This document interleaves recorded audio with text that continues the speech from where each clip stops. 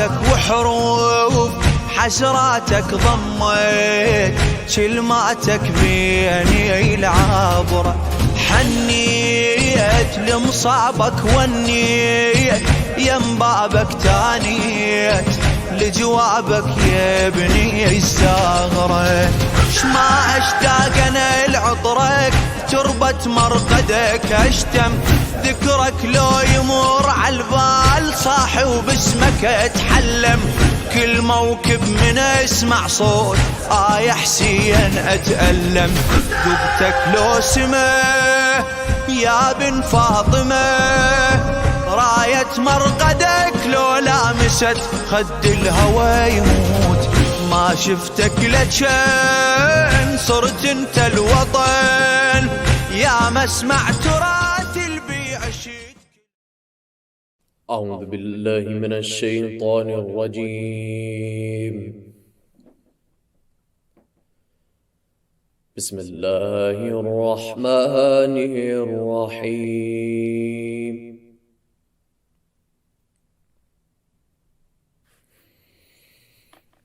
فاذكروني أذكركم واشكروا لي ولا تكفرون.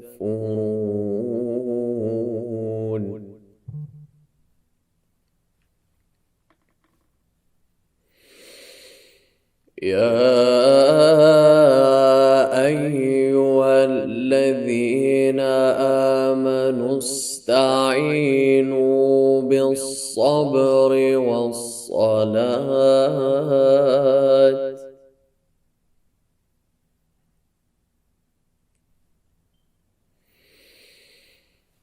إن الله مع الصابرين.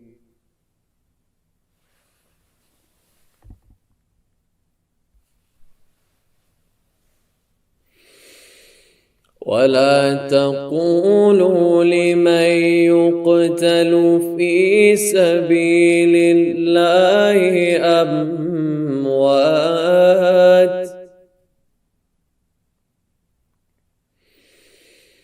بل أحياء ولكن لا تشعرون.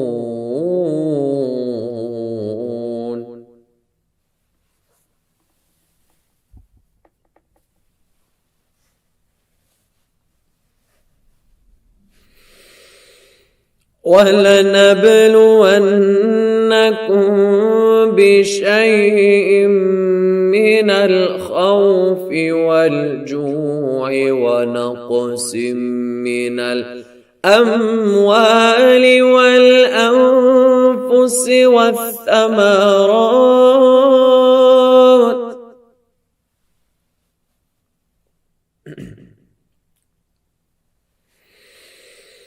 وبشر الصابرين.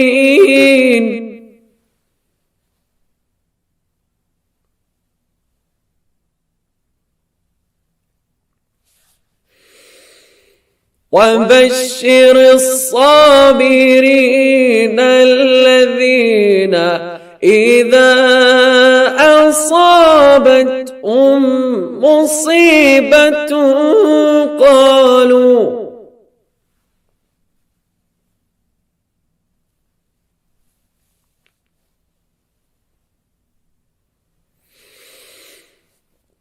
قالوا إنا لله وإنا إليه راجعون.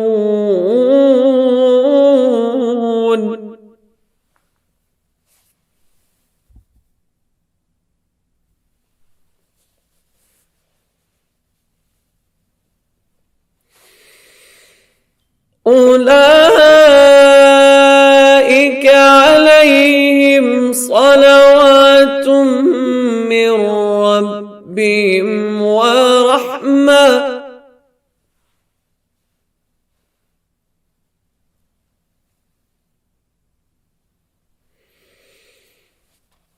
وأولئك المهتدون. صدق الله العلي العظيم. أعوذ بالله من الشيطان اللعين الرجيم. بسم الله الرحمن الرحيم. فوض أمري إلى الله، إن الله بصير بالعباد، ولا حول ولا قوة إلا بالله العلي العظيم. حسبنا الله ونعم الوكيل ونعم المولى ونعم النصير. والصلاة والسلام وتحية والإكرام على الرسول المسدد المصطفى الأمجد المحمود الأحمد، الذي سمي في السماء بأحمد وفي الأرض بأبي القاسم محمد، اللهم صل. وعلى أهل بيت الطيبين الطاهرين المعصومين المظلومين المنتجبين، الذين أذهب الله عنهم الرجس وطهرهم تطهيرا. قل رب اشرح لي صدري ويسر لي أمري واحلل عقدة من لساني يفقه قولي. أما بعد، قال الله تبارك وتعالى في كتاب الكريم: بسم الله الرحمن الرحيم، إن الدين عند الله الإسلام. My respected elders, brothers and sisters in Iman across the globe, Salamun alaikum jami'an wa rahmatullahi wa barakatuh. Question: how do I know God really exists? We have been discussing the quest for meaning, finding purpose in our life. And we said that in order to understand this purpose and understand our meaning and why we are here, we must understand how I developed my thought process, how I developed my worldview, how I developed my narrative. And was this something that I consciously and actively worked to develop, or is this something that I just inherited? Sometimes consciously or sometimes subconsciously. That is it possible that based on the time and space in which I exist, I have gotten a certain worldview. And in this process, we explained that in the last 200 years, how a particular worldview and narrative has developed in order to understand that what are the things that influence our worldview. Now, at the same time, we have been having a conversation about science, and we've been having a conversation about the modern progress, evolution, Darwinism, and many other factors that go into the equation of understanding our world. From the vantage point in the school of Ahlul Bayt alayhimus salam, the foundational layer is Tawheed. All roads point back to Tawheed. That is, God Almighty and His monotheism and His oneness and His unity in all those aspects. And the way that we live and exist in this world, that is, the thoughts, the ideas, they manifest themselves in words. Those words become actions. Those actions then become our character and our being and our destiny ultimately. But all of that should be based on the concept of Tawheed. At the same time, we should not think at any moment that we are devoid of progress or we are against progress or anything of that nature. But what we should consider is that when we look at our modern world, again, like the elephants and the blind men, that we may be looking at one aspect through scientism, one aspect through evolution, one aspect through Darwinism, and even those aspects may be incomprehensive, or they may not be uncomprehensive. They may not be comprehensive. Why? Because there are theories, and theories by nature evolve over time as we learn and know more. I want to say this and speak particularly to that young person or old who has gone through or is interested in science and mathematics and all of these modern technology, engineering, and on the likes. By no means is Islam in contradiction to this. Rather, what we are saying and we are thinking about, what is that era where both elements flourished in the life of a Muslim? So, in getting towards that end, I want to discuss with you a few brief elements about, number one, what was the era of Islam where there was flourishing of Islamic sciences as well as secular sciences? Number two, what was the view of the Ahlul Bayt and how did they explain this concept of God and God consciousness and God-centric nature to the people who are there? How did the life of the Ahlul Bayt alayhimus salam, especially Imam al-Hussein, and his message and his mission resonate with the concept of God through the words of Imam al-Hussein alayhi salam?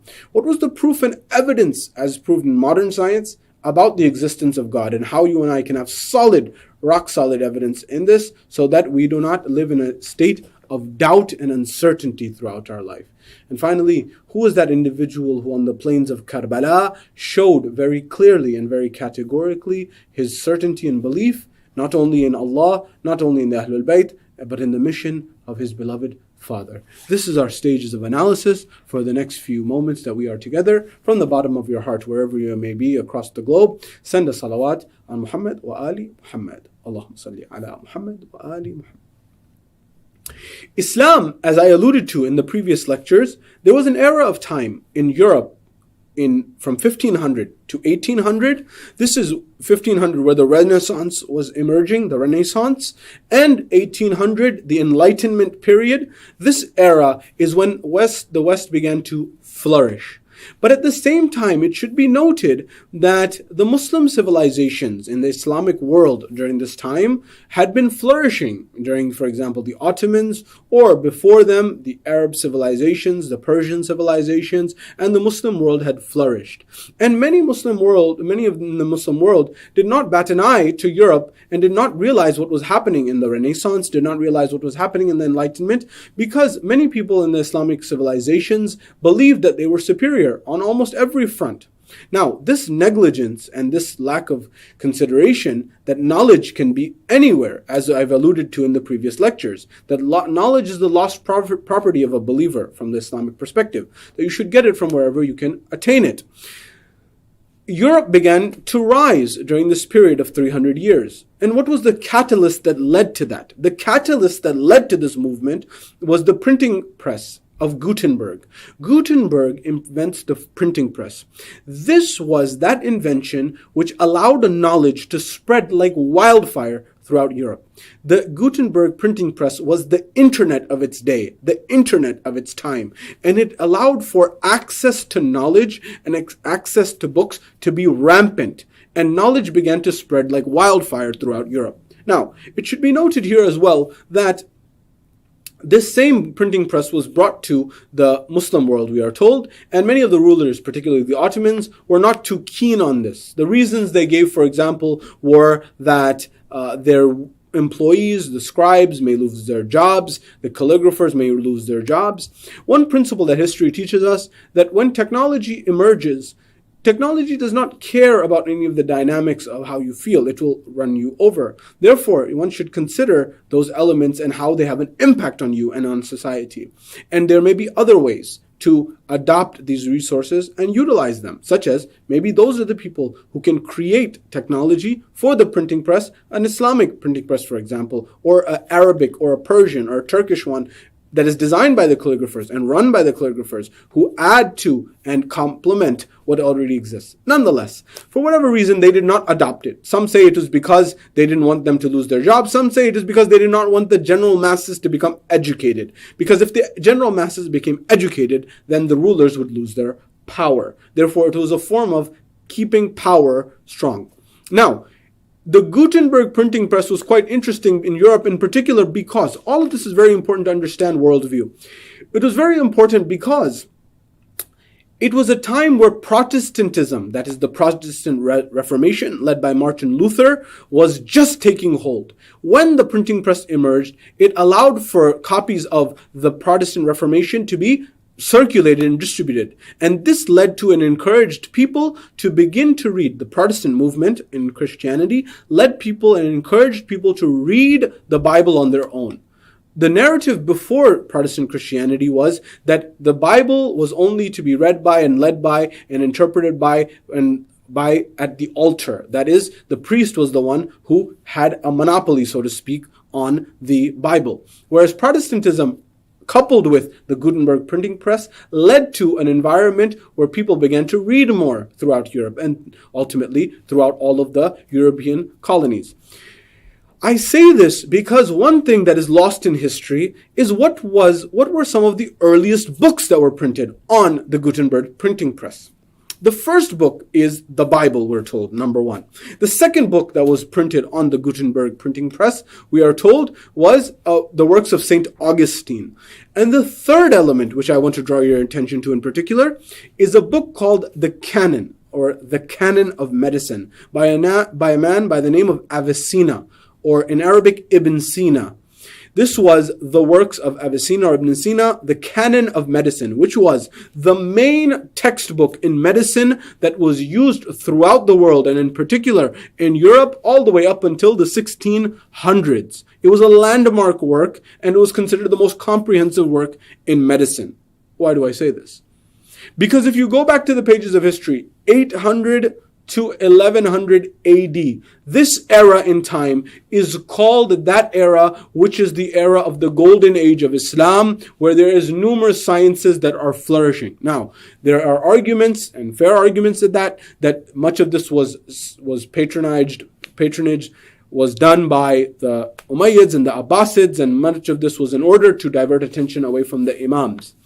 Nonetheless, I want to highlight a few people which I shed some light on in the last conversation.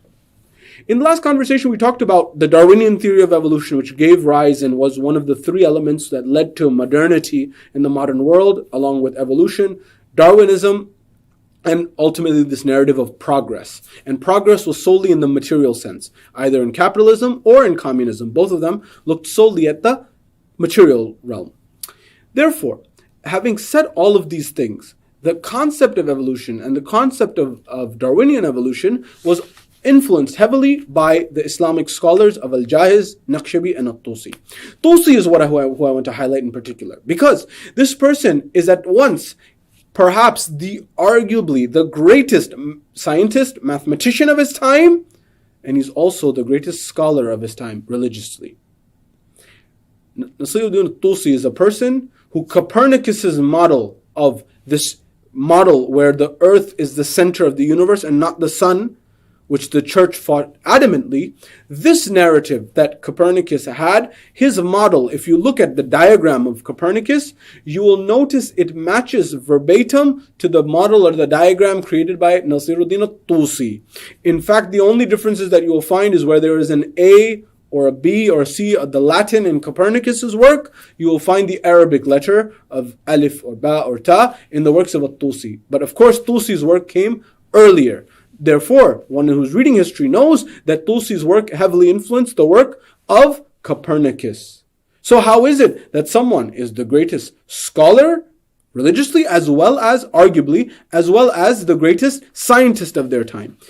What was the worldview? According to scholars, this worldview of Muslims, whether it was Tusi or whether it was Avicenna or Ibn Sina, that religion was not devoid of progress. That is, when they were studying medicine, in the case of Ibn Sina or Avicenna, or they were studying, for example, physics, in the case of Tusi, that was not devoid of God. They were seeing this from the lens of God, from the perspective that is a God-centric world. They were wearing the lens of that.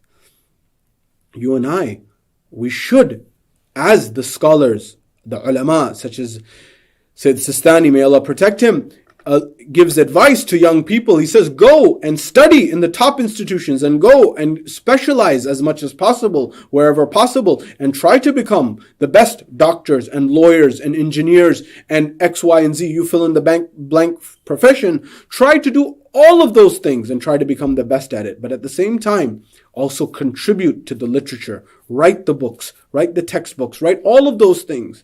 And of course, reading parenthetically and not directly from the literature. But the idea was you see this from the perspective and the vantage point of a God-centric world and a world where the Ahlul Bayt have taught us the principles of God Almighty so that we may implement it and so that we can actually act upon it. So when we say, what's the worldview? When we say, where did your worldview come from? When we say that evolution, Darwinism, progress led to this narrative of modernity, of material progress, of material modernity, which is devoid of God, much of what the commentators say and the experts say is we're living in a world today that is looking for happiness in the forgetfulness of God. That is, you're trying to remember God only when you need Him in the most dire of situations. If you recall the study that was conducted on young people and religion in America, that looked at those three elements, that found that most young people cannot articulately speak about what they believe. Most young people in America, with respect to their faith, they don't believe faith is that important or religion is that important. And finally, they follow moralistic, therapeutic deism, a form of God who's on the periphery, who is a God of convenience, who is a God who's there when I need Him and not there otherwise. The narrative of the Ahlul Bayt, the narrative of Islam, is not that. Rather, the narrative is that the focus, the focal point, the essence of our life is God-centric. And we should focus on that predominantly. And by virtue of that, we are good people. We should be good people. To be honest, fair, ethical, and care for others the same way we would want to be cared for. Whether that's our neighbor, or someone we work with, or someone we go to school with. Those are all parts of our responsibilities to our brethren in faith and our equals in humanity, as Imam Amir al-Mu'mineen says. So we're looking at reviving this worldview of a world of progress, but also one that is God-centric. Not one where I am living in excessively scientism-driven world. You see, the problem with scientism is that many times, whether people realize it or not, they try to create a substitute for religion in the form of science. I again repeat to you, I come from a scientific background. I'm an engineer by training. Having studied the sciences, I encourage that. In Sayyid Sistani, echoing the words of Samahat Sayyid Sistani, that we should go for the modern sciences, the modern academics. But one should not go and adopt solely the worldview of total skepticism and total doubt and say that I don't believe in God. And then still become a quote-unquote rational scientist. You need to be cognizant of the underpinnings of the philosophy of science. That's the essence. Philosophy has a scientific element and a philosophical element which underpins it. And understanding that dynamic is very important, and understanding that dynamic is very important for a particular space. Again, the elephant and the blind man. It's particular to that trunk of the elephant, to the tusk of the elephant, to the ear of the elephant, for example, but not all of it. The whole picture is the God-centric view, the God-centric world. We're told there's a moment in time where two atheists are sitting in the vicinity of the Kaaba during the time of the sixth Imam, during the time of Imam al-Sadiq, during the time of Hajj. This man, he's sitting with his comrade. One of them, the man's name is Ibn Awja. He begins to talk to his comrade. There were atheists at that time as well. Again, we're not making a moral argument on these individuals. An individual is allowed to have a doubt. But if one is suspending their belief and saying, I don't have the answer, you're seeking the answer, very well. But one to deny actively God, that's a different story altogether. And we're not making a moral argument here, where he's saying the principles. Atheists were there during the time of the Imams as well. These two are conversing in the vicinity of the Kaaba. Ibn Awja says, you see, all of these people who are circumambulating, most of them are animals. His words, not mine. He says, except that one there. And he points to Imam al-Sadiq alayhi salam. So what's special about him? What's peculiar about him? He says that individual, if he wants to become it's as if he wants to become a spirit, he can become a spirit. And if a spirit wants to become in human form, it would be him. He's something else. He said, what do you mean? Explain. He says, it happened one day that I was sitting in his vicinity, and he looked at me and he said, what do you believe and what they believe is not the same. He said, I looked at him and I said, what do you mean? He said, well, how is it? I believe what they believe. He looked back at me and said, no. He said, for they believe in a resurrection. They believe in a hereafter, a life hereafter. You don't believe in that. And if it is the case that what they say is true, that there is resurrection, there is a hereafter, there is another life, and you believe that is not the case, then you will have a different result than they do. And if it is the case of what you believe, that is that there is nothing after this, there is no meaning, there is no purpose, there is no existence, then you and him, then those people will be the same. And then that cannot be the same. That cannot be the truth, because they do not believe that. He said, what? And then he began to ask. The man says, I began to ask him further, and he began to give me more detail. It was as if the Imam was outlining what is known as Pascal's wager. Now, one may say this is not a comprehensive proof and a comprehensive analysis, but it is enough to explore and to assess and say, I need to investigate this more. The idea that a man comes to our Imam and says, "Oh Imam, how do you know that this world, this life, that you are living this honest life of integrity and sacrificing and all of these things, and that you die tomorrow, there's nothing?" Imam responds, "If I die, I will have died in a state of satisfaction. I will have died in a state of happiness. I would have died knowing that I live an honest life. So as to say, as we say, he would be able to sleep at night or sleep for eternity with peace." He said, "But what will you do? What would you do if tomorrow there is resurrection, if tomorrow there is judgment, if tomorrow there is a court that you must just respond to?" He said, "Then all of your life will be in question, and I will still be in peace and tranquility because I have nothing to fear."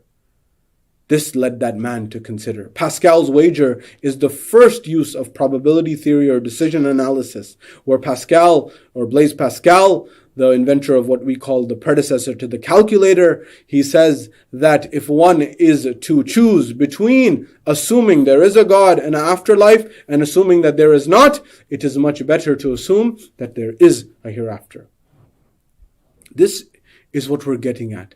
The Imam told that man. Another man came to Imam as-Sadiq alayhi salam, and he said, "What's your proof for God? How do you know He exists? What's the dalil? What's the evidence?" At that point in time, we're told, the Imam knew that the man had gone for many sea voyages. When the man had gone to many sea voyages, and at the ocean and the sea, he said, "Have you ever been at sea? And there comes a moment in time where the waves begin to ripple, and the winds begin to blow, and eventually your ship is going and rocking back and forth in the water. And when it's rocking back and forth in the water, there's a moment where the winds become so turbulent and the oceans become so turbulent. And you begin to call on to something or call out to something." He said, "Yes, it happens. And it's happened before. More than once. That I was at sea and I called on to something. I called out." He said, that's your Lord. That's your God. That intrinsic fitrah, that nature that Allah subhanahu wa ta'ala, that God Almighty has put in your heart, that's the fitrah, that the Ahlul Bayt alayhimus salam, that nature that the Ahlul Bayt alayhimus salam came in order to metaphorically hold our hand and take us back towards that cable, that rope of God Almighty. وَاعْتَصِمُوا بِحَبْلِ اللَّهِ جَمِيعًا وَلَا تَفَرَّقُوا, that hold on fast to the rope of Allah or the cable of Allah. The Arabic word is habl. وَاعْتَصِمُوا بِحَبْلِ اللَّهِ, that is the cable of Allah. You know, the English word that we use, cable, the root word of that is actually habl. Cable comes from the Arabic word habl. That cable of God that is connecting us and keeping this universe moving and keeping it calculated and keeping it in balance and in moderation, that's God. And that's what we are trying to strive back to, the God-centric view, worldview of how we see the world. What's the proof? What's the evidence? We're told that a man by the name of Antony Flew, never forget this name, Antony Flew was the greatest atheist of the 20th century. A man who had given philosophical proof after philosophical proof on why he believed in atheism and why others should as well. And one after the other he gave this dalil, he gave this proof, he gave this evidence. This same individual, a few years before his death, he writes a book, says why there is a God. He scratches out the is not, the not. And he says why there is a God.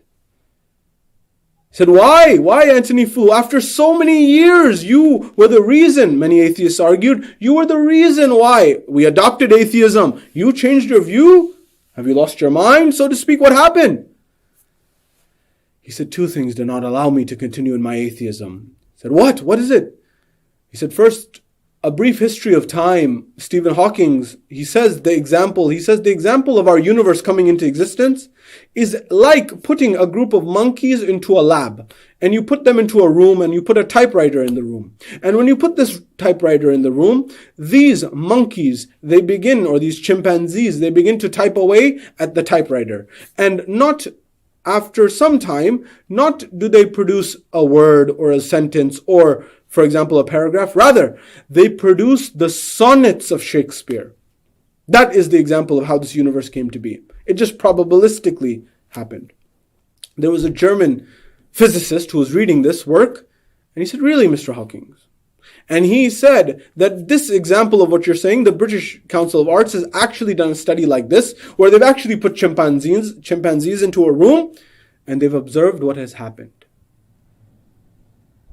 And he said that after some time, the chimpanzees did not even go near the typewriter in the first week or two. He said eventually they went towards the typewriter and they began to use it as, not my words, but his words, a toilet. And after that, they eventually began to type and push the buttons on the typewriter. Now, bear in mind, after a period of time, these monkeys produced 50 pages of content. Now, in the English language, the shortest word is a or I, requiring that before and after there is a space. As a result of this, at the end of the equation, after 50 pages, the researchers were looking for a word within this content. They did not find a single word, let alone a sentence, let alone a paragraph, let alone poetry that rhymes in the form of the sonnets of Shakespeare. Then the physicist continues to crunch the numbers. When he crunched the numbers, he said that the probability of our universe coming into existence by accident is this number. But before I tell you the number, he says, and one should know that there is a concept in mathematics and in statistics called statistical zero. That is, if the number is this small, it's as good as zero. What is that number? It is 1 over 10 raised to the 50th power, or 0.0 followed by 49, 50, 49 zeros. That is that number. Now, also note that the number of seconds that have passed by since the Big Bang Theory, what is that number? I'll tell you that in a moment.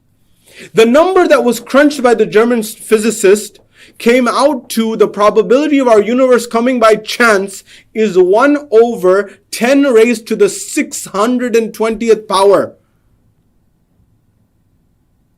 He said that's 0.0 followed by 600 zeros. Do you know how many seconds have passed since the Big Bang? 10 to the 18th power. That means that the probability of our universe coming into existence by accident is so small. It's much smaller than all of the seconds that have passed. The probability, it is much smaller than statistical zero. So if you are wagering on it, what would you wager on? Would you wager on something that you cannot fathom how small the chance is? What would your probability tell you? What would your logic tell you? What would your rationale tell you? He said this was the first element, the response to Stephen Hawking that made me think. Who says this? Anthony Flew, who changed his belief system. They said, what is the main thing? What is the second thing that made you change your belief system? What was it? He said 3 letters. What were the letters? What were they?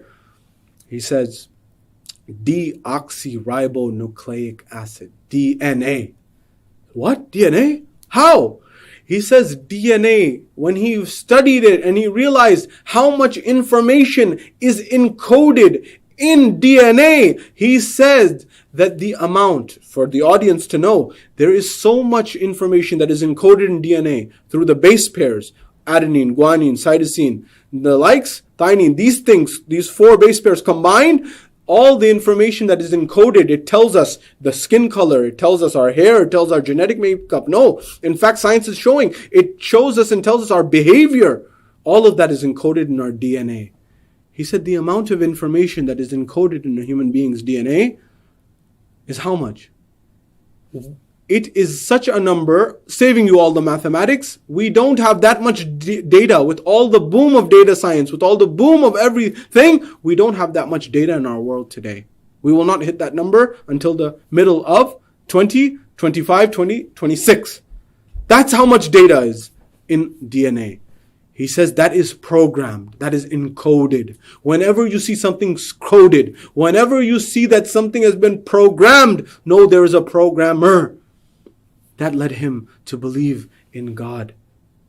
Therefore, I summarize in the words of Francis Bacon, the founder of the scientific method, the person who gave rise to the scientific method in the West.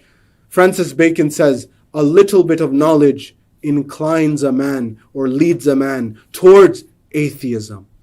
Depth of knowledge leads a man towards God. Develop that depth of knowledge and you will notice your life will change and you will become more God-centric, the way the Ahlul Bayt envisioned. This is for others who may not be so inclined. For you and I, the words of Sayyid Shuhada, the words of Imam al-Hussein are sufficient, where he says, my Lord, my Creator, in the plains of Arafah, he says, what has he gained who has lost you? And what has he lost who has gained you? This was the same manhaj and viewpoint that was echoed in the actions of Imam Al-Kadhim alayhi salam. He's in the dungeons, he's in the prisons. But he is the one who's converting the people who have gone astray through his actions. Of course he's an imam. But in that solitude he found the environment to be able to worship his Lord. The Imam is saying, the third Imam, Imam Sayyid Shuhada, is saying the same thing. He's saying, as the grandfather of Imam Al-Kadhim, that what has he lost who has gained you, my Lord? Those terms, those words that he says in Dua Arafah, Imam Sayyid Shuhada, what does he say? My Lord, by the matrices of the teeth, by the body, by the socket and the jaw, by the aorta, and it is as if he is giving a complete anatomical study of the human body, the rib cage, every element, the eyes, the nose, the teeth, the veins, the capillaries, all of those elements the Imam is highlighting, as if he is asking us, do you think these came by accident? These came from nowhere? The Imam had absolute certainty. We may not be able to get to the certainty of the Imam. But do I take the compass that the Imam pointed me towards? Do I look at the Quran? How much of my being is built based on the Quran? How many verses of the Quran? Over 6,000 verses. How many of those verses give rise to who I am? How many? The sayings of the Ahlul Bayt alayhimus salam. How many of those sayings make who I am as a person? Remember, thoughts give rise to actions. How many of those prophetic traditions, those traditions of the infallibles, those verses of the Quran, how many of them make my being? That's my worldview. That's your worldview. And in that you will find progress, in that you will find modernity, in that you will find evolution and progress. But in that you will find one very important thing, and that is you will find peace and tranquility, even in difficult times. This is what the companions of Imam al-Hussein found. We're told on the day of Ashura, Imam al-Hussein's companions have gone towards the battlefield. We are told that when the companions have all sacrificed their life, the family emerges. Who is the first one who is excelling towards the battlefield? Who is it?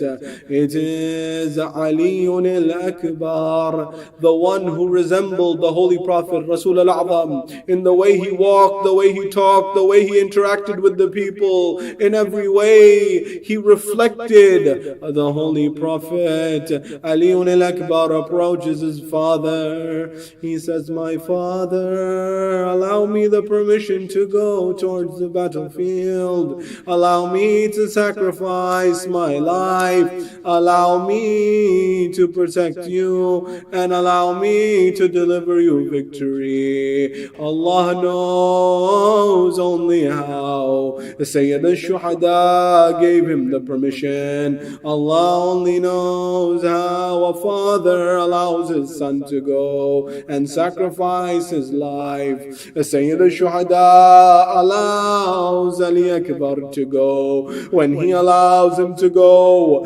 Ali al-Akbar, he proceeds towards the battlefield. When he proceeds towards the battlefield, he faces the army, he faces the enemy, and he calls out to them, and he says, Ana Ali ibn al-Husayn ibn Ali. I am Ali, the son of Hussein, the son of Ali. Do you know who I am? And I will strike you, and I will fight you, and I will protect my father. He gives this speech, and this gives this statement towards the enemy, and he begins to strike, and he begins to fight very courageously. When the enemy, when the army of Umar ibn Sa'd see this, they begin to say, who is this?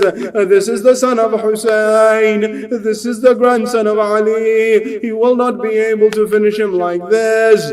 What did they do? They surrounded him. They ambushed him. When they ambushed him, they struck him. When he was struck,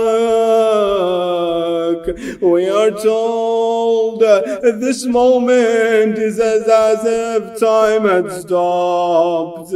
Because why? Because there was a mother in the tent who, Layla, just a moment before this ambush, he had gone back. Ali and Al-Akbar had gone back to the tents. When he went back to the tents, he called out, Al-Atash, Al-Atash, the thirst, the thirst. My father, the Imam alayhi salam said, my son, your grandfather will quench your thirst from Kawthar. Go and bid your farewell to your mother Layla. He goes to the tent. Allah knows how a mother sees her son like this. He bids his salams, his salutations. Allah knows how he was able to separate himself from Layla again. When he went back, he fought. That's when he was finally ambushed and struck. He fell towards the ground. Ali al-Akbar. He calls out, Ab ya Hussein, my father, Hussein, come to my assistance. They say Imam al-Hussein ran towards him. But what happened? There was a commotion in the battlefield. They say that the horse went in the wrong direction. Rather than going towards the tents of Imam al-Hussein, it began to go more towards the enemies. They began to strike them, and they began to strike Ali al-Akbar. How? Because they wanted to break the heart of Hussein. They began to throw stones at Ali Akbar. Whoever had something, they threw it towards him. Imam al-Hussein was trying to get his son. When he got to Ali al-Akbar, he began to take him back. Some say that it was a father and his son, that the Imam said, O children of Banu Hashim, take your brother back towards the tent. They say Ali al-Akbar's body got back to the tent. Layla was there. Allah knows how Layla saw the body of Ali al-Akbar. May Allah never show anyone the day. We are told that this hurt broke the heart of Abu Abdullah, and it broke the heart of Layla, because Ali al-Akbar was the dearest. They broke the heart of Hussein. هذا الرمح بفادة ثنى، وهذا به لن الشاب رنى، وهذا الخيل صدر رضرضنا، وهذا وذاك بالهند يموذر. The companions of Imam al-Hussein had fallen one after the other until not a single one of them was left. Ali al-Akbar was the first of Banu Hashim to approach his father. He would come to Imam al-Hussein. He would stand in front of him. He said to him, "Oh father, allow me to go into the battlefield to defend you." Imam al-Hussein, Ali al-Akbar, was the only one that Imam al-Hussein never gave permission to by using words of going to the battlefield. Rather, he would start to cry, and Ali al-Akbar would witness the tears of Abu Abdullah al-Hussein on his cheeks, and he knew that that was his permission to go into the battlefield. Ajarakum Allah. Ali al-Akbar would wear his armitude. He would go into the battlefield shouting, "Ana Ali ibn al-Hussein ibn Ali, أضربكم بالسيف أحمي عن أبي ضرب غلام هاشمي علوي. I am Ali, son of Hussein, son of Ali. I hit you with my sword defending my father. The hit of a true Hashemite. Ajarakum Allah." That and Layla would look at the face of Imam al-Hussein. She would look at the face of Imam al-Hussein. She sees him happy. She knows that her son is doing well. She knows that her son is safe. Then she sees that Imam al-Hussein's face would change. She sees the look of worry on Abu Abdullah al-Hussein's face. She shouts, "Wa walada wa aliyah." Then she says to him, "Oh Hussein, what has befallen my son?" He says to her, "Do not worry, nothing has happened to your son, but someone has just approached him who is possibly one of the strongest of the Arabs. Oh Layla, go back into your tent and pray for your son, for I heard my grandfather Rasulullah say that the mother who prays for her son, her dua is mustajab, it is accepted. Ajarakumullah." She would go back into the tent praying towards Allah. What would she say? She says to him, "Oh Allah, I ask you by Abu Abdullah, I ask you by the stranger of Karbala, oh Allah, the one who returned Joseph to Jacob, return Ali safely to me." طبت لعد خيمتها الغريبة تبكي على بنها بريبة، والله توسلت لله بحبيبه وبالحسين وش ما أبي مصيبة. يا أراد يوسف من مغيبة ليعقوب ومسكن حيبة. والله أريد أن علي علي سالم هم تجيبه أجركم Allah. She would carry on in this prayer until she would fall unconscious. At that point, Ali al-Akbar would return to his father. He says to him, "Oh Father Hussein, the heaviness of the metal has made me tired, and this battle has made me thirsty." Imam al-Hussein said to him, "Go back into the battlefield. For you will be martyred soon, and your grandfather Rasulullah will give you a cup, after which you will never go thirsty again. But just before you go back to the tents and send your final farewells to your mother." He would come into the tent. Layla, in what state? She would be lying on the floor unconscious. Imagine Ali al-Akbar would see in that state.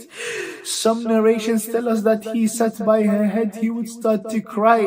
The tears that would fall from his cheek. Imagine this. The tears that would fall from his cheek down on her face would wake her up. Ajarakumullah. She would wake up to see Ali al-Akbar with her. She would say to him, "Oh Ali, stay with me."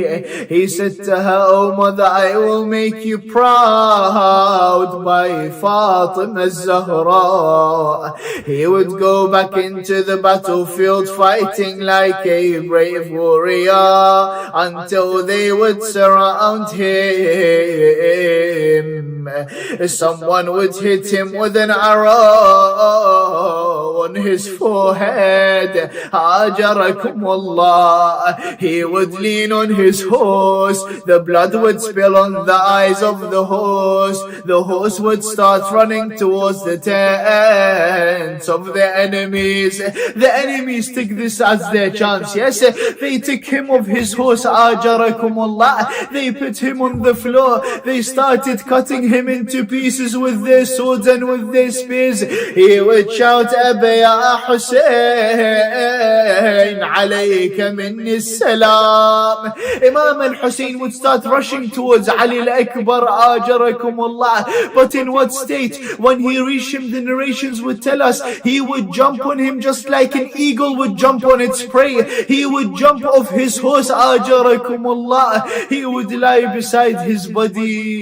He would look at Ali al-Akbar. Some poets describe this beautifully. علي راح الصفق بيده وصاح علي راح صاحب صوت يا زينب علي راح يا خويا وسودت الدنيا علي. He would look at Ali al-Akbar in this state. He sees him that he looks in one direction, he would smile. He sees him looking at the other direction, he would start to cry. He says to him, "Oh Ali al-Akbar, why is it that you look towards this side you smile and towards this side you cry? This is very painful." He says to him, "Father Hussein, this is my grandfather Rasulullah." He is holding a cup of water, after which I will never go thirsty. So Ali al-Akbar, why did you cry? He says to him, "Father Hussein, this is Fatima al-Zahra, my grandmother.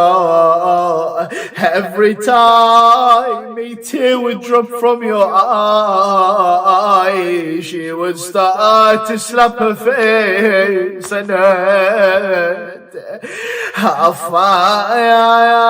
فاطم لو خلت الحسين مجدلا وقد مات عطشانا بشط فراتي إذا أن لطمت الخد فاطم عنده وأجريت دمع العين في الوجنات والله وأجريت دمع العين في الوجنات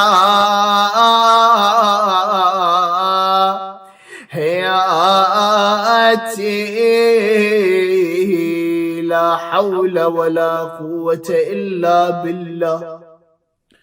Sallallahu alayka ya Rasulullah. صلى الله عليك يا أمير المؤمنين. صلى الله عليك يا فاطمة الزهراء سيدة النساء العالمين. صلى الله عليك يا حسن المجتبى. السلام على الحسين وعلى علي بن الحسين وعلى أولاد الحسين وعلى أصحاب الحسين. محبوبي حسين، محبوبي حسين، يا لي آهاتك وحروف حسراتك ضميت كلماتك بيني العابرة، حنيت لمصابك ونيت يم بابك تانيت لجوابك يا ابني الزهرة، شما اشتاق انا لعطرك تربة مرقدك اشتم ذكرك لو يمر عالبال صاحي وباسمك اتحلم، كل موكب من اسمع صوت يا حسين اتألم، ذبتك لو سما يا بن فاطمة، راية مرقدك لو لامست خد الهوى يموت، ما شفتك لجن صرت انت الوطن، يا مسمع تراث البي عشيت كل عمري عالصوت، يا اول عشيت حملني جروح انا دون البشر محبوبي مذبوح، محبوبي حسين، محبوبي حسين، يا حسين يا حسين يا حسين يا حسين، روحي ضميتك عمري سميتك بقلبي حاجيتك عيني تشوفك أقراك ليلي ابجيك يومي يا عمري وتالي بيني جفوفك، امشي بديرتي وانظر نارا حبجي همومك دود البس ثياب السود يلي سلبة وهدومك، ناحرم العزاك يفوح واعرف يقرب يومك، انشر لك لواء اعلان العزاء حزنك نجتمع بالخيمة وين واسي الزكية، رب العاشقين انت يا حسين خليت القلب كل دهر عايش بالرزية، دمعة مجلسك بس عاشت الروح انا دون البشر محبوبي مذبوح، محبوبي حسين، محبوبي حسين.